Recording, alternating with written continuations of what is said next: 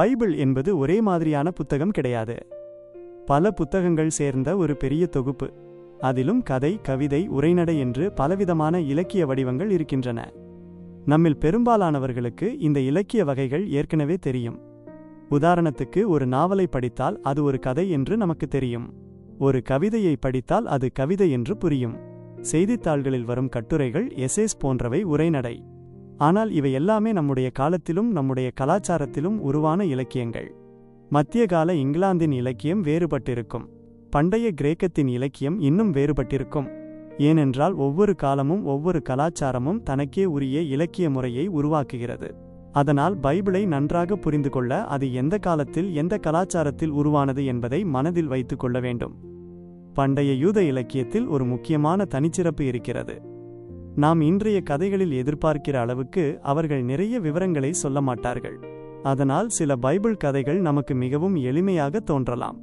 ஆனால் உண்மையில் அவை மிகவும் ஆழமானதும் நுணுக்கமானதுமான இலக்கியங்கள். கொடுக்கப்பட்டிருக்கும் ஒவ்வொரு சிறிய விவரத்திற்கும் முக்கியத்துவம் இருக்கிறது. அதே நேரத்தில் நிறைய விஷயங்கள் சொல்லப்படாமல் விடப்படுவதால் நமக்கு பல கேள்விகள் எழுகின்றன. உதாரணத்துக்கு, ஆதாமும் ஏவாளும் ஏதேன் தோட்டத்திலிருந்த கதையை எடுத்துக்கொள்ளுங்கள். அந்த பேசும் பாம்பு எங்கிருந்து வந்தது? தேவன் அதை அங்கே இருக்க ஏன் அனுமதித்தார்? நீ சாப்பிடும் நாளில் சாகவே சாவாய் என்று சொன்ன பிறகு அவர்கள் உடனடியாக ஏன் இறக்கவில்லை? அதோடு பாம்பை அழிக்கப் போகும் அந்த பெண்ணுடைய சந்ததி யார்? இப்படி நிறைய கேள்விகள் இருக்கின்றன. ஆனால் இந்த குழப்பங்கள் எல்லாமே தவறுகள் என்று சொல்ல முடியாது. சில விஷயங்கள் வேண்டுமென்றே சொல்லப்படாமல் விடப்பட்டிருக்கலாம். ஏனென்றால் அவை நம்மை இன்னும் ஆழமாக படிக்கவும் தேடவும் கண்டுபிடிக்கவும் அழைக்கின்றன. உதாரணத்துக்கு, பெண்ணுடைய சந்ததி பாம்பை நசுக்கும், ஆனால் பாம்பு அவனுடைய குதிகாலை கடிக்கும் என்ற வாக்குறுதியை எடுத்துக்கொள்ளுங்கள். அங்கே வரும் சந்ததி என்ற வார்த்தை நமக்கு ஒரு முக்கியமான க்ளூ. அது பைபிளில் வரும் வம்சாவளிகளை கவனிக்கச் செய்கிறது. அதன் பிறகு ஏவாளின் சந்ததியிலிருந்து தாவீது ராஜா வருவதையும் அவருடைய சந்ததியோடு இயேசு தொடர்புபடுத்தப்படுவதையும் பார்க்கிறோம். பிறகு ஏசாயா தீர்க்கதரிசியின் புத்தகத்தில் இந்த ராஜா தன் மக்களுக்காக துன்பப்பட்டு இறக்கும் ஊழியக்காரனுடன் தொடர்புபடுத்தப்படுகிறார். பின்னர் வெளிப்படுத்தின விசேஷத்தில் மீண்டும் ஒரு பெண்ணும் அவளுடைய சந்ததியும் ஒரு பெரிய நாகத்துக்கு எதிராக நிற்பதை பார்க்கிறோம். அங்கே இயேசுவும் அவரை பின்பற்றுகிறவர்களும் தங்கள் உயிரையே கொடுத்து அந்த நாகத்தை வெல்கிறார்கள். தனித்தனியாக பார்த்தால் இவை கொஞ்சம் குழப்பமாக இருக்கலாம். ஆனால் பைபிள் முழுவதையும் சேர்த்து பார்க்கும்போது அவை ஒன்றோடொன்று இணைந்து ஒரு பெரிய கதையை உருவாக்குகின்றன. அதுதான் பைபிளின் இலக்கிய திறமை. ஒரு பகுதியை படித்துவிட்டு நிறுத்திவிடாமல் அடுத்ததை படிக்க அது நம்மை தூண்டுகிறது.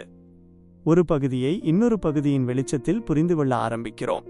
இதையெல்லாம் ஒரே நாளில் கண்டுபிடிக்க வேண்டும் என்று எதிர்பார்க்கப்படவில்லை. பைபிளை வேகமாக படிப்பதற்கு பதிலாக மெதுவாக படிக்க வேண்டும். மீண்டும் மீண்டும் படிக்க வேண்டும். சிந்திக்க வேண்டும். கேள்விகளை கேட்க வேண்டும். வெவ்வேறு பகுதிகளுக்கிடையிலான தொடர்புகளை கண்டுபிடிக்க வேண்டும். அதனால்தான் பைபிளை ஒரு வகையில் தியான இலக்கியம் என்று சொல்லலாம். சங்கீதம் 1 சிறந்த பைபிள் வாசகர் தேவனுடைய வார்த்தையை இரவும் பகலும் தியானிப்பவர் என்று சொல்லப்படுகிறது. எபிரேய மொழியில் தியானித்தல் என்பது மெதுவாகச் சொல்லிக்கொள்வது அல்லது தன்னிடமே பேசிக்கொள்வது என்ற எண்ணத்தையும் கொண்டிருக்கிறது.